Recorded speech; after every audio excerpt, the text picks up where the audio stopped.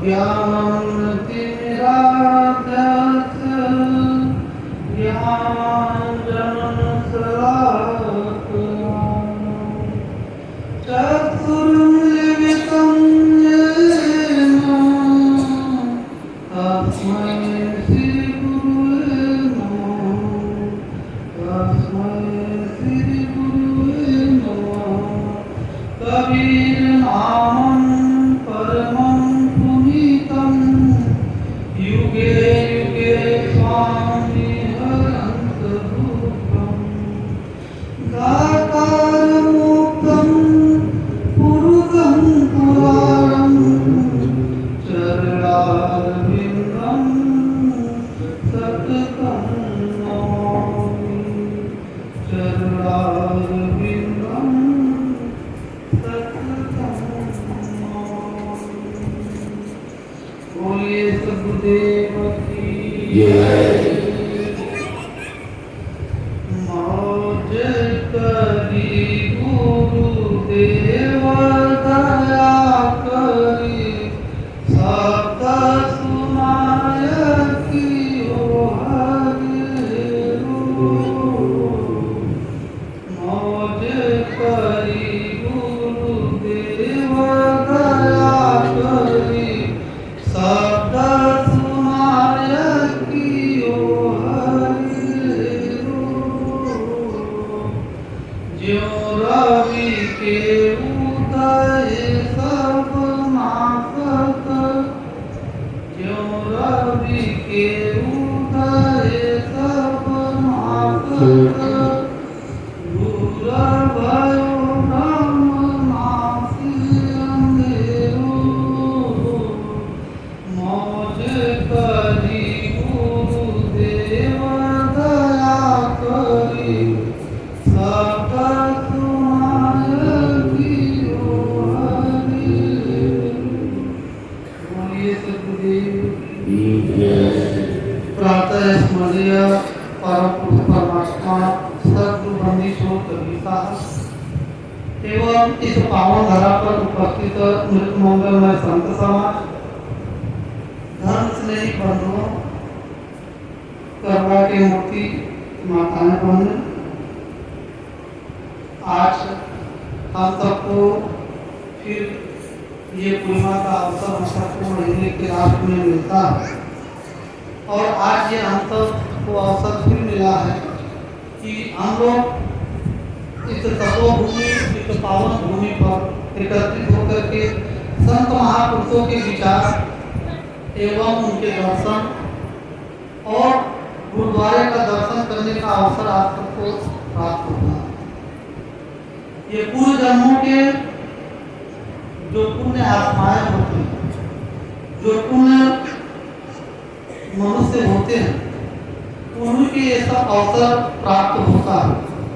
सबको ये अवसर प्राप्त नहीं होता क्योंकि संसार में तो बहुत सी संख्या में मनुष्य रहते हैं लेकिन सत्संग सबको अच्छा नहीं लगता। सत्संग में जाना लोग पसंद नहीं करते और यहाँ तक कि लोग अपने परिवार को एक सीमा में बांध दिए। लोग मोटिवेट करते हैं अपने बच्चों को अगर परिवार के लोग बच्चे के लोग अगर सत्संग की तरफ झुकना भी जाए तो एक उम्र सीमा बांध दी गई है कि सत्संग तो 60 साल के बाद सुनना चाहिए। युवा पीढ़ियों को सत्संग सुनने के लिए एक सीमा जो है कि बात दी गई है कि युवा पीढ़ी सत्संग नहीं सुनती।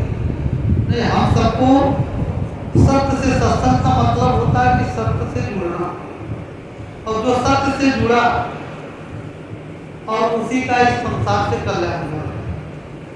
और आज हम लोग सद्गुरु कबीर साहब के मार्ग पर चलने वाले लोग सद्गुरु कबीर साहब के राही हैं। सद्गुरु कबीर साहब हम तो कभी कभी सत्संग में बोलते भी कितने महात्मा लोग कहते हैं कि हमारे कबीर साहब आपके ही कबीर साहब नहीं है। महापुरुष किसी एक नहीं होते। महापुरुष सर्व समाज के होते हैं सबके होते हैं और किसी अपने एक जो है कि रिश्ते में बांधने की कोशिश मत करिए। अगर एक रिश्ता अगर कोई बांधना है तो सदगुरु कबीर साहब को एक रिश्ते में बांधा जा सकता है कि उन्होंने जो मार्ग दिखाया, जो संदेश दिया, वो आत्म कल्याण का जो मार्ग दिखाया, आत्म कल्याणकारी हमारे सदगुरु कबीर साहब थे। ऐसे कह सकते हैं कि भाई सर्व समाज के लिए उन्होंने अपना जो संदेश दिया है, किसी एक के लिए नहीं। लेकिन जो मान रहा है उसको भी, जो नहीं मान रहा है उसको भी आशीष बराबर महापुरुष देते हैं, भेदभाव नहीं करते कि हिंदू के देवता जो है कि मुसलमान को आशीर्वाद नहीं देते, मुसलमान के देवता हिंदू को आशीर्वाद नहीं देते। लेकिन सदगुरु कबीर ऐसे महापुरुष हैं कि उन्होंने मानव समाज का बात किया, हर मनुष्य पे उन्होंने अपना आशीर्वाद दिया। तो इसलिए हम सब सदगुरु कबीर साहब के राही हैं और सच्चे सिपाही बन करके हम लोगों को इस संसार में आगे बढ़ना। आज हम लोग देखते हैं कि समाज में ऐसे पावन पर्व कल का होली का पर्व, और इसी विषय पे कुछ हम चर्चा करेंगे आप सबसे। और क्योंकि कुछ भगत जी लोग पूछ रहे थे साहब होली कैसे मनाना चाहिए, होली टीचर से मनाना चाहिए, हुड़दंगई करके मनाना चाहिए। होली का पर्व एक शांत प्रिय पर्व है, लेकिन उसे हुड़दंगई में लोग बदल देते हैं। और इस पर्व को जो है कि हम तो निवेदन हमेशा हर साल करते हैं आप सबको कि एक जो है कि मनुष्य को मनुष्य का जोड़ने का ये त्यौहार, चाहे महापुरुषों ने किसी कारण से ये त्यौहार रखा हो, लेकिन लोग जो है कि चंदन लगाकर, तिलक लगा करके एक दुश्मन भी गले लगता है, अपना जो है दुश्मनी भूल करके चंदन लगा करके गले लगता है। क्या अगर यही होली का पर्व जो ये भाव है होली, अगर ये होली का भाव अगर 12 महीना बना, 365 दिन अगर बना रहे, तो इस समाज का कितना प्रेममय वातावरण रहेगा, जरा हम लोग सोच करके देखें। लेकिन एक दिन और 10 मिनट 5 मिनट के लिए बस ये प्रेम झलकता है, उसके बाद फिर वो दुश्मन का दुश्मन बना रहता है। तो इसलिए अगर त्योहार से हम लोगों को कुछ सीखना चाहिए। त्योहार हम लोग मनाते हैं तो मना करके उससे हमें कुछ सीख लेना चाहिए, कुछ शिक्षा लेना चाहिए। लेकिन हम लोग शिक्षा न लेकर के बस ये मान लेते हैं कि मेरी मजबूरी है कि एक साल में ये त्यौहार आना है, मनाना है, बस समाप्त कर देना। और उसके बाद जो है कि एक दिन देखिए, अभी कितना भी जो भी शादी विवाह का रस्म होता, अभी 7 महीने ही एक हमारे भगत परिवार है, उनकी अपने बेटे की शादी की, और 7 महीना भी अभी नहीं पूरा हुआ, और दोनों पति पत्नी में कलेश होना चालू हो। और वो लेकर के आए, उनकी माता जी बोली साहब जी को पास ले चलेंगे 7 महीना, और फेरे लेते समय कितने दिन का जो है कि संकल्प लिए थे, 7 जन्मों का संकल्प लिया जाता है। लेकिन 7 महीने भी चलना भी, क्योंकि हम लोग रिश्तों को तवज्जो नहीं देते, रिश्तों को महत्व नहीं देते, इसलिए जो है कि अशांति का वातावरण बनता है। 7 महीने भी रिश्ते नहीं चल पाते, तो ये हम सबकी भूल है ना कि हम लोग अपने कर्तव्यों को समझ नहीं पाते, और इसलिए हम लोगों को अपने कर्तव्यों को समझने की जरूरत है। अभी आप लोग होली का पर्व होली का त्यौहार मनाते हैं, और हमारा यही आप सबसे अनुरोध, प्रार्थना, निवेदन है कि आप लोग शांति से, प्रेम भाव से इस पर्व को मनाएं। और त्योहार तो हम तो ये कहते हैं कि होली का पर्व, अब तो मुझे बहुत ही दुख इस पर्व पर होता है, क्योंकि हम जिसको इष्ट देव मानते हैं, तो इस त्योहार को बड़ा उनका उपहार तो बड़ा अपमान किया गया। आप लोग जानते हैं कि हम तो बचपन में देखते थे, इतना साहब का नाम लेकर के इतनी अश्लील शब्दों का प्रयोग किया जाता था कि साहब को केवल अपमानित करने के लिए। कि सदगुरु कबीर साहब की वाणी इतनी तीखी थी कि जो है कि धर्म, किसी भी धर्म के गुरु लोग उन्हें स्वीकार करने का जो है उनमें साहस ही नहीं था कि उनके वाणियों को एक्सेप्ट कर पाए। इतनी तीखी वाणी थी साहब की कि समाज में जिसके मानस पटल पर उनकी फुलवाड़ी लगा, उनके दिमाग की जो है कपाट खुल ही गए। उन्होंने निष्पक्ष अपने वालियों को बोला समाज में, लेकिन ये हमारे गुरुवार लोगों को मंजूर नहीं था, क्योंकि उनकी रोजी रोटी चली जाएगी, उनके दुकानें बंद हो जाएंगी। सदगुरु कबीर साहब के अगर विचारों को जब मैं बीजक पढ़ना शुरुआत किया, लगभग हम 8वीं क्लास में थे। जब स्टूडेंट लाइफ में तो हम पढ़ रहे थे, 8वीं क्लास में साहब जी बोले कि आप बीजक पढ़ो। तो मैं बीजक पढ़ने लगा। जैसे जैसे बीजक पढ़ने लगा, जैसे समुद्र की गहराई नापा नहीं जा सकता, वैसे बीजक की गहराई भी नहीं नापा जा सकता। सदगुरु कबीर साहब का गुण रहस्य उसी बीजक में है। बीजक बतावे वित्त को जो धन जुटता हो, ऐसे शब्द बतावे जीव को जाने बिरला। कोई बिरला ही समझ सकता है जो गुप्त धन, जो परम तत्व हम सबके अंदर, उस परम तत्व का भेद उस बीजक में बताया जाता। लेकिन बीजक पढ़ने से कल्याण होने वाला नहीं, बीजक में जो शब्द है उसे धारण करने से कल्याण होता। और हम तो इसलिए त्योहार कर रहे कि बड़ा उपहास लोग करते थे, बड़े ठिठोली लेते थे साहब का नाम लेकर। और क्योंकि केवल जो भी महापुरुष समाज का चेतना जगाने की कोशिश किए, उनको सदियों ही अपमानित किया गया। किसी भी महापुरुषों को उठा करके देख लीजिए, कहीं जात के नाम पर, कहीं धर्म के नाम पर, और उनको सदियों से उनका शोषण किया गया।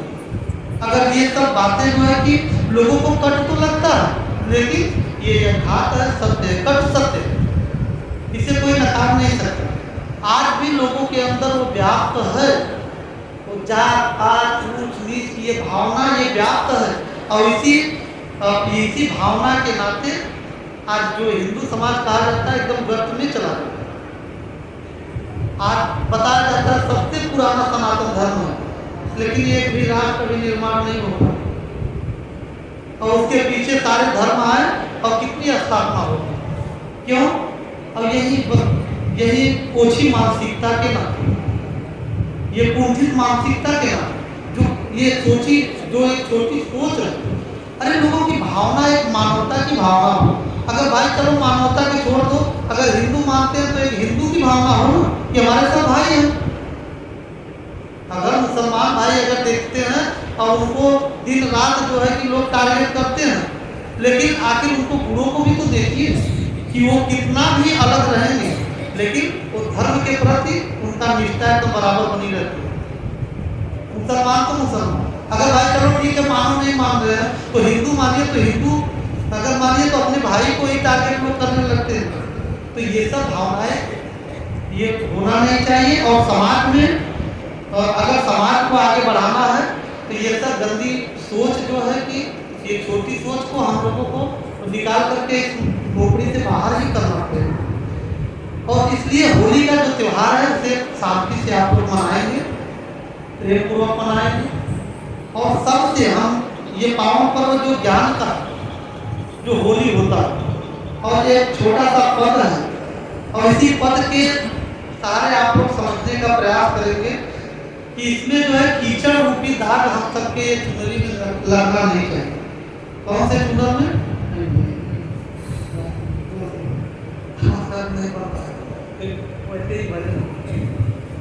तो हम लोगों को जीवन में ये जो चुनरी रूपी जीवन है, इसमें बहुत जन्म जन्मांतों से दाग लगा है, और उसे कितना भी हम प्रयत्न कर रहे हैं, प्रयास कर रहे हैं, लेकिन वो छूटने का नाम नहीं ले रहा है। और वो छूटेगा कब? जब गुरु के ज्ञान रूपी साबुन, परमात्मा के ज्ञान रूपी साबुन को जब हम लेंगे निरंतर, जब उसे हम निरंतर क्लीन करने की कोशिश करेंगे, तब जाकर के छूटेगा। अन्यथा अगर ये हम तो ये सत्य कर देना चाहते हैं कि अगर आप लोगों के जीवन में भ्रम है कि बस दीक्षा लेने के बाद, हीरा माला लेने के बाद हमारा जीवन का कल्याण हो जाएगा, तो ये आप सबकी ये भूल। अगर ये आप समझते हैं कि बस दीक्षा लेने के बाद ही हमारा कल्याण हो जाएगा, नहीं। गुरु के आचरण को, गुरु के जीवन का जो संस्कार है, वो संस्कारों को अपने जीवन में आप लोग धारण करें, और तब जाकर के आपका कल्याण होगा। एक बड़े हम उस दिन हम सुना नहीं पाए थे वो भजन, और बड़ा सुंदर भजन है, और उस दाग को हम सबको छुड़ाने की जरूरत है। बोलिए सतगुरुदेव की। संत महापुरुषों ने बताया, क्या बताया है? इस संसार को नैहर बताया। इस संसार को क्या बताया? नैहर, मायका।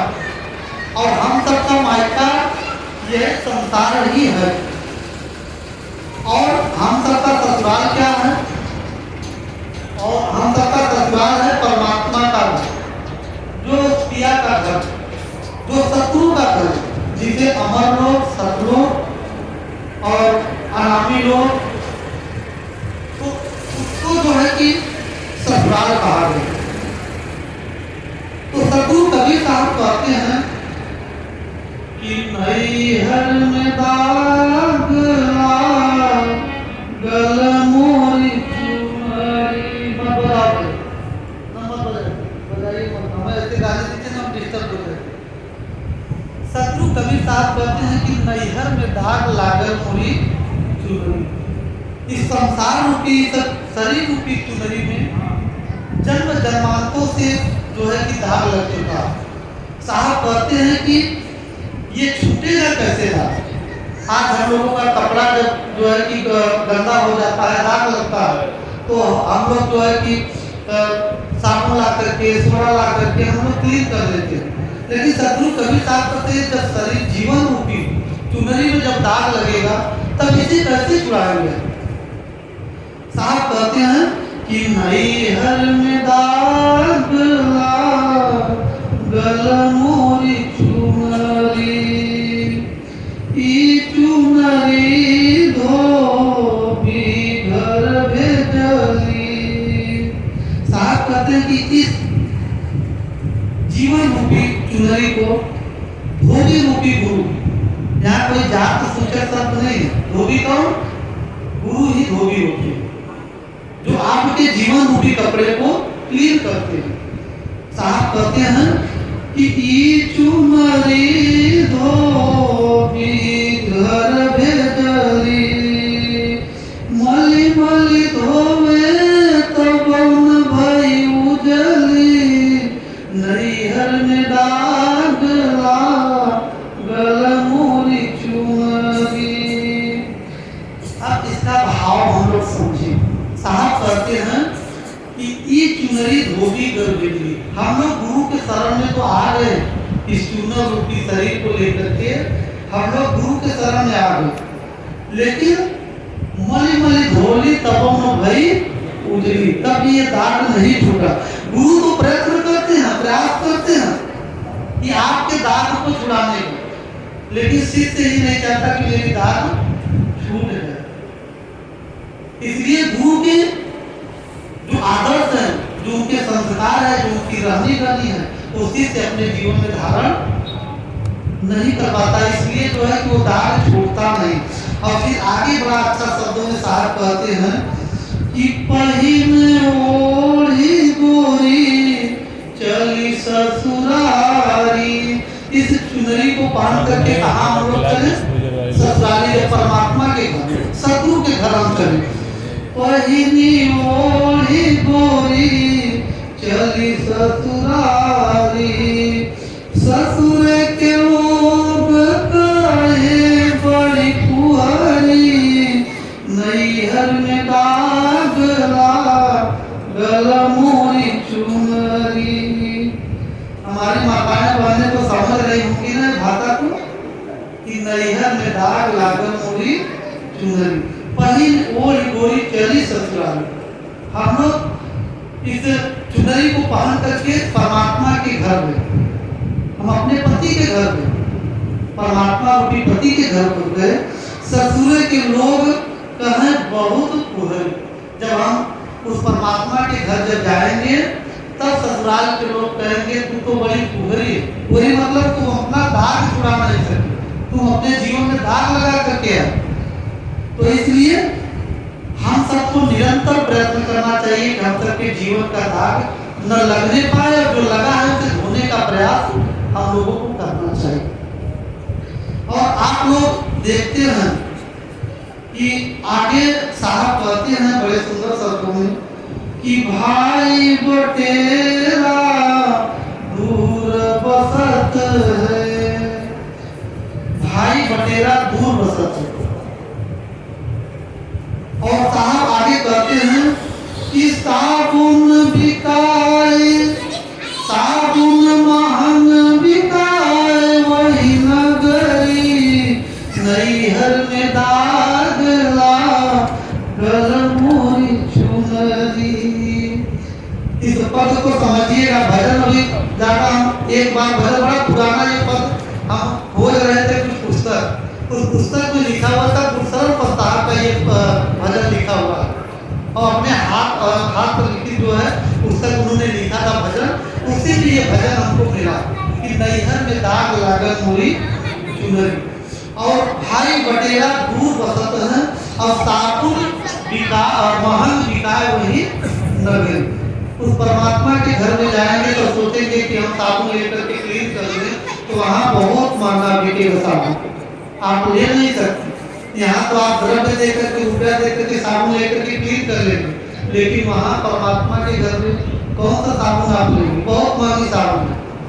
तो इसलिए हम सबको सोचने की जरूरत है, विवेक करने की जरूरत है, विचार करने की जरूरत है। अभी आप लोग देखिए रात में कुछ लोग भगत आए, भगत जी लोग गेट बंद हो गया था, 7 बजे गेट बंद हो जाता है, 7:30 बजे और गेट बंद हो गए तो वहाँ से हारन देना शुरू किया और हारन देना शुरू किया तो फिर बोले भाई कोई गेट पर आया तो खुलवा करके गेट के अंदर गए और काफी समय के बाद वो हारन देते देते उसके बाद सब लोग सुने तो जा करके वह गेट को खोले ओपन किए और सब लोग आए बाहर अंदर आए।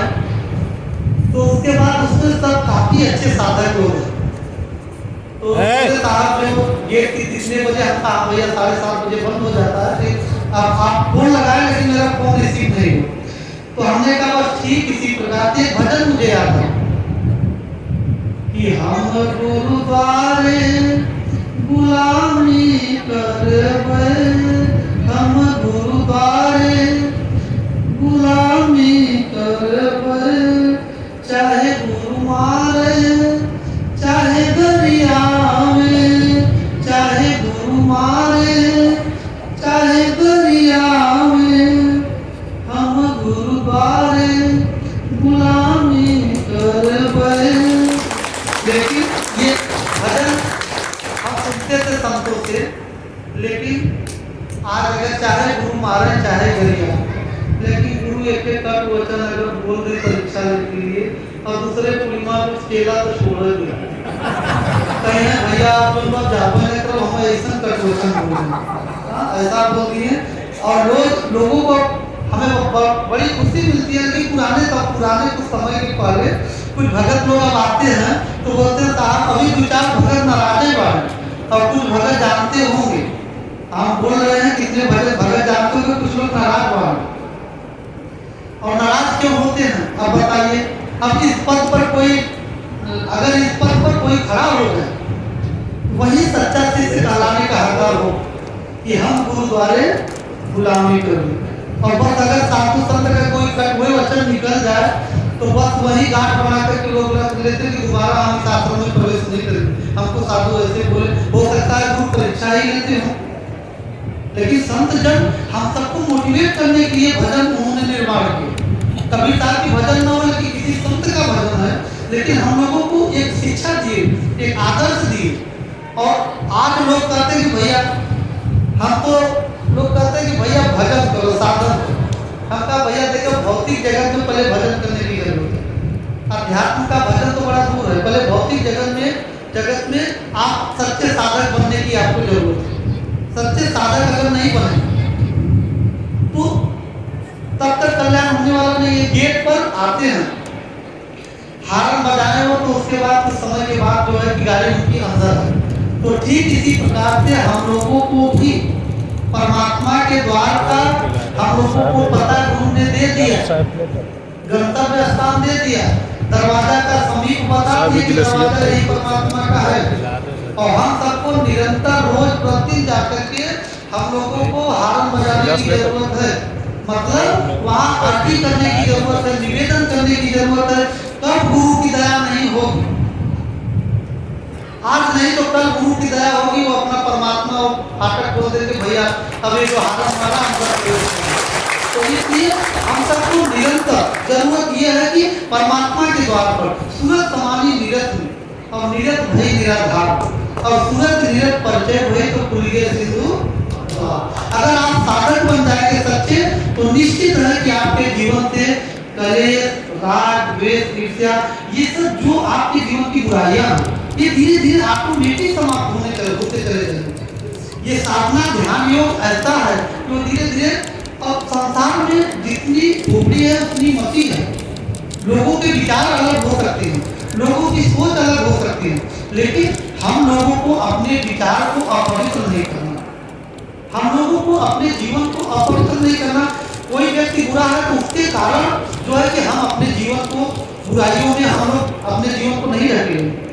तो इसलिए आप सबसे मेरा हाथ जोड़ करके निवेदन है, अब तो मुझे आप लोग लगभग 70% संतुष्ट कर चुके हैं, लेकिन 30% अभी ऐसे भगत जी लोग हैं जो कि गुरु के मर्यादा में, आश्रम की मर्यादा में अभी नहीं रहते। कहीं कि हम 2-3 भक्तों को देखा, मेरी नजर पड़ी तो ऐसे गिलास पिए और ऐसे फेंक आश्रम में। तो ये आप सबका कर्तव्य है, दायित्व है कि आप लोग आश्रम को स्वच्छ रखें, क्योंकि आप लोग इस आश्रम से जुड़े हुए हैं, और जो जुड़े हुए नहीं है वो आश्रम के आपको आपके आश्रम पर आए तो यहाँ की साफ सफाई, आपकी सेवा का भाव देख करके उनके मन में एक जिज्ञासा उठे कि मैं भी इस आश्रम से जुड़ूं।